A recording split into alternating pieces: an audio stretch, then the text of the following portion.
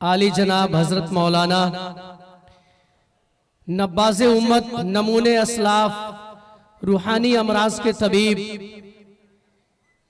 मशहूर मारूफ मुकर्रिर, मुल्क हिंदुस्तान के एक मशहूर मारूफ इदारे के तंजीम नाजिम तंजीम तरक्कियात आली जनाब हजरत मौलाना इलियास साहब कासमी, खलीफा हजरत मौलाना मुफ्ती शाह अब्दुल्ला फूलपुरी रहमतुल्लाह अलैह।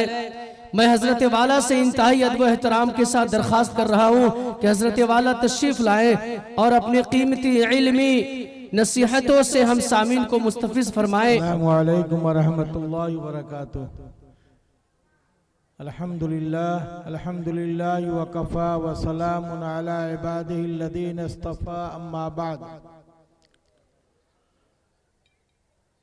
क़ाल अल्लाहु तबारक व तआला अऊज़ु बिल्लाहि मिनश शैतानिर रजीम, बिस्मिल्लाहिर रहमानिर रहीम। लक़द कान लकुम फ़ी रसूलिल्लाहि उस्वतुन हसनह, सदक़ल्लाहु मौलानल अज़ीम।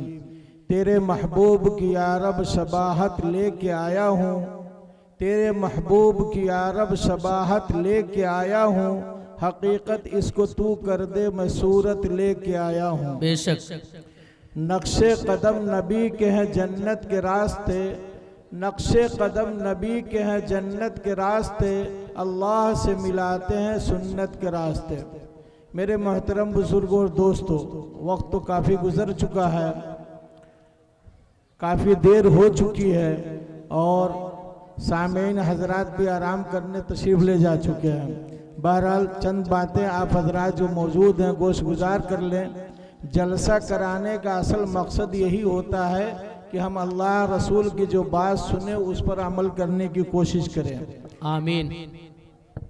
तो जलसा उसी वक्त कामयाब समझा जाएगा कि हम अमल के लिए पहले आमादा हो जाएं, कि इंशाअल्लाह जो सुने हैं और सुनेंगे उस पर अमल करने के लिए हम कोशिश करेंगे। इंसान का काम कोशिश करना है, तो इरादा कीजिए और पक्का इरादा कीजिए कि इंशाअल्लाह हम अमल करेंगे। जिन चीज़ों पे अमल हो रहा है अल्लाह का शुक्र अदा करें, और जिन चीज़ों पे अमल नहीं हो रहा है उस पर कोशिश करें।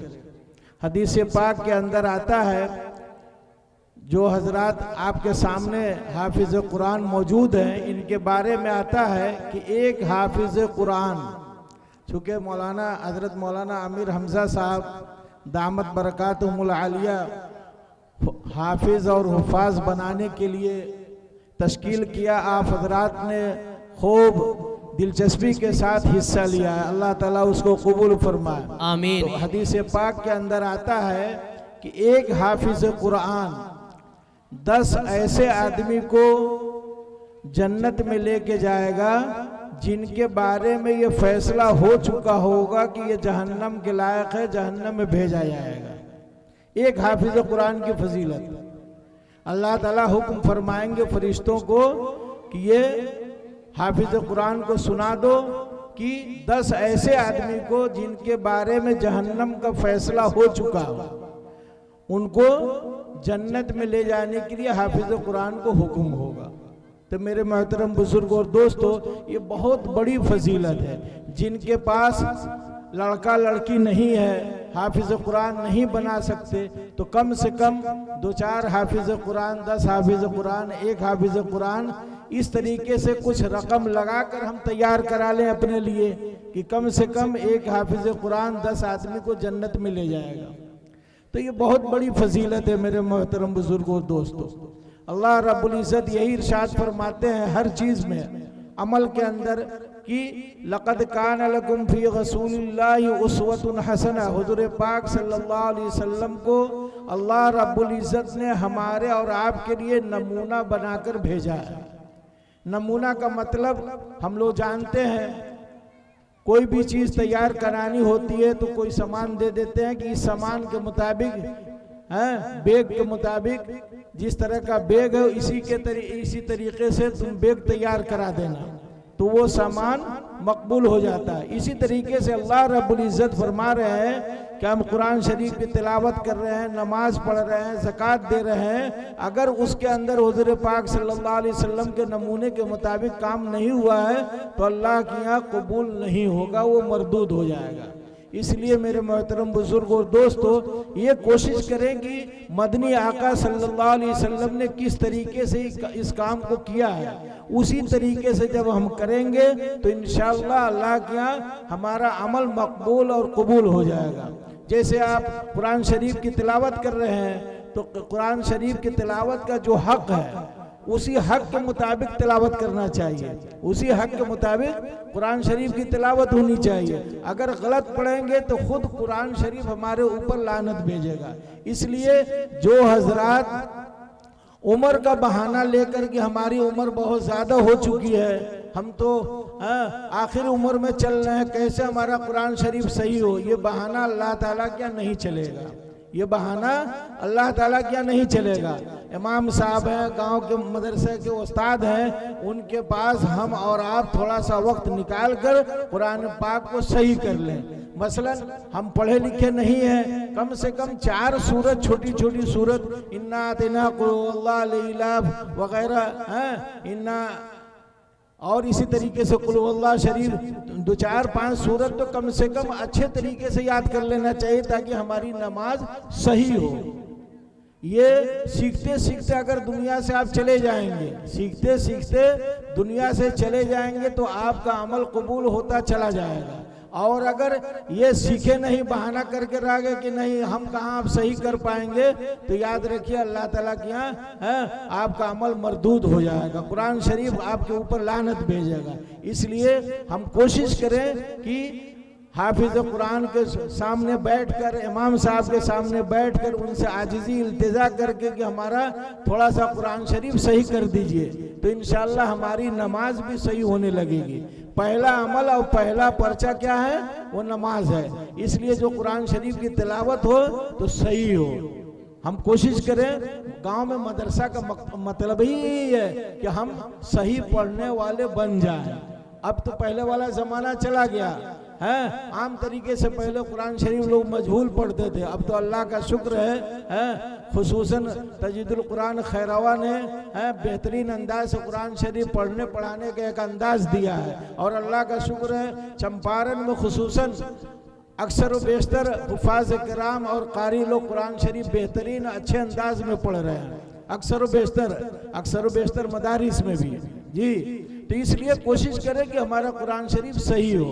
अगर सही पढ़ेंगे तो 1 हरफ पे 10 नेकियां मिलेंगी। दुनिया के अंदर कोई किताब नहीं है, याद रखिए इस नुस्खे को, दुनिया के अंदर कोई किताब नहीं है जिस पर आपको कुछ मिले सिवाय कुरान पाक के। एक लफ्ज अगर पढ़ रहे हैं तो 10 इसके सामने फेल है। दुनिया की जितनी भी डिग्रियां हैं इसके सामने फेल है। हाफिज कुरान का मर्तबा अलग है। वह क़यामत के दिन उनके वालिदैन के सर के ऊपर ताज रखा जाएगा, उसी से वो पहचाने जाएंगे। इसलिए मेरे मोहतरम बुजुर्गों दोस्तों, हम अपने औलाद को दीनदार बनाए, हाफिज कुरान बनाए। एक वक्त भी बहुत ज़्यादा हो गया, एक साहब हमसे मिले थे मलेशिया में, उन्होंने कहा कि मौलवी मौलाना क्या करते हैं मुझको समझ में नहीं आता। उनका सवाल था, एक साहब ने मुझसे पहले ही कह दिया था कि मौलाना ये बहुत सवाल जवाब करते, थोड़ा सा उनसे सलीके से बात कीजिएगा। तो मैंने कहा अच्छा ठीक है भाई।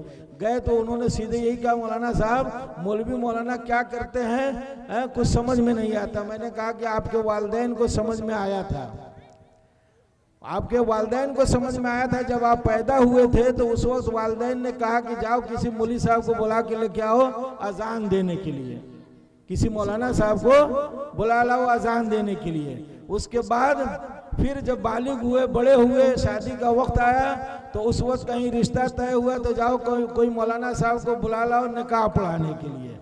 और सालों ईद बकरीद की नमाज उनके पीछे पढ़ते हैं। उसके बाद जब मरने का वक्त आया, मरे आप, तो उस वक्त कह रहे हैं सफ से आगे निकल कर कि कोई मौलाना साहब हैं जनाजा पढ़ाने के लिए। भाई मौलाना साहब कोई है, आवाज़ लगाते हैं लोग कि मौलाना साहब आए जनाजे की नमाज पढ़ाएं। तो पैदा से लेकर मरने तक, पैदा होने से लेकर मरने तक मौलाना का सब काम तो सामने आ गया। और उनको आपको नहीं समझ में आ रहा है कि मौलाना लोग क्या करते हैं। तो मैंने यही कहा कि आपके वालिदैन को समझ में आया था। इसलिए मेरे मोहतरम, फालतू बात नहीं बोलना चाहिए। ना समझ में आए दूसरों से पूछे आदमी, है सवाल के जरिए से, पूछने के जरिए से मसला हल हो जाएगा। सिर्फ एतराज करेंगे तो कुछ नहीं समझ में आएगा। आजकल मौलाना लोगों पे अंगुली बहुत उठती है कि मौलाना लोग क्या करते हैं, क्या करते हैं। हमारे हजरत मोहसिनुल उम्मत हजरत मौलाना शाह मुफ्ती मोहम्मद अब्दुल्ला साहब फूलपुरी नव्वर अल्लाह मरकदो इरशाद फरमाते थे। एक साहब उनसे बम्बई में सवाल किया कि मौलाना लोग क्या करते हैं, तो हजरत ने फरमाया कि क़यामत को रोके हुए हैं। हजरत ने फरमाया क़यामत को रोके हुए। इसका मतलब क्या हुआ, जब तक रुए जमीन पे कलमे तैयबा ला इलाहा इल्लल्लाह मुहम्मद रसूलुल्लाह पढ़ने वाला कोई एक आदमी भी होगा, उस वक्त तक क़यामत नहीं आएगी। तो मालूम हुआ कि एक भी आदमी रहेगा तो क़यामत को रोके रहेगा। कोशिश करें कि जो कुछ भी सुने हम अमल करने की कोशिश करें। दुआ कर दें।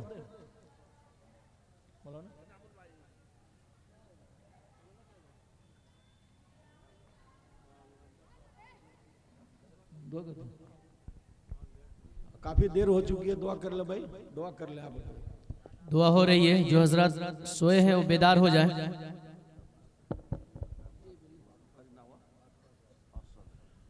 अरशद साहब की तबीयत खराब है, उनकी सेहत के लिए दुआ कीजिए। अल्लाह ताला उनको सेहत कामिला आजिला मुस्तमिरा नसीब फरमाए। बिस्मिल्लाहिर्रहमानिर्रहीम। मा यफ्तहिल्लाहु लिन्नासि मिन रहमतिन फला मुमसिक लहा व मा युमसिक फला मुरसिल लहु मिन बादि व हुवल अज़ीज़ुल हकीम। रब्बि जअलनी मुक़ीमस सलाति व मिन ज़ुर्रिय्यति रब्बना व तक़ब्बल दुआ रब्बना इग़फ़िर ली व लिवालिदैया व लिलमुमिनीना यौम यक़ूमुल हिसाब। अल्लाहुम्मा तकफ़्फ़ल लि जमीअ हाजातिना, अल्लाहुम्मा तकफ़्फ़ल लि जमीअ हाजातिना, अल्लाहुम्मा रिज़क़ना रिज़क़न हलालन वासिअन तय्यिबन मुबारकन फ़ीह, अल्लाहुम्मा रिज़क़ना रिज़क़न हलालन वासिअन तय्यिबन मुबारकन फ़ीह। या आलमीन हमारे लग़्ज़िशों, हमारे गुनाहों को माफ़ फरमा। या आलमीन हम सब के गुनाहों को माफ़ फरमा, अपनी मार्फत मोहब्बत अता फरमा। या आलमीन जो लोग आए हुए हैं, जो लोग जा चुके हैं, उनकी लग़्ज़िशों गुनाहों को माफ़ फरमा। या आलमीन उनकी लग़्ज़िशों गुनाहों को माफ़ फरमा, अपनी महबूबियत अता फरमा। या आलमीन इनके आने को कबूल फरमा। या आलमीन यहाँ बैठने को कबूल फरमा। या आलमीन हर तरह की आसानियाँ पैदा फरमा दे। या आलमीन मदरसे को हर तरह के तरक्कियात से नवाज दे। या आलमीन जो मदरसा खसारा में चल रहा है, या आलमीन उसका गैब से तो इंतज़ाम फरमा दे, गैब से तो इंतज़ाम फरमा दे। अहले दिल और इसी तरीके से अहले सरवत के दिलों को या अल्लाह मदरसे की तरफ मुतवज्जह फरमा दे, हर तरह की आसानियाँ पर पैदा फरमा दे। रब्बना तक़ब्बल मिन्ना इन्नका अंतस समीउल अलीम व तुब अलैना इन्नका अंतत तव्वाबुर रहीम बिरहमतिका या अरहमर राहिमीन।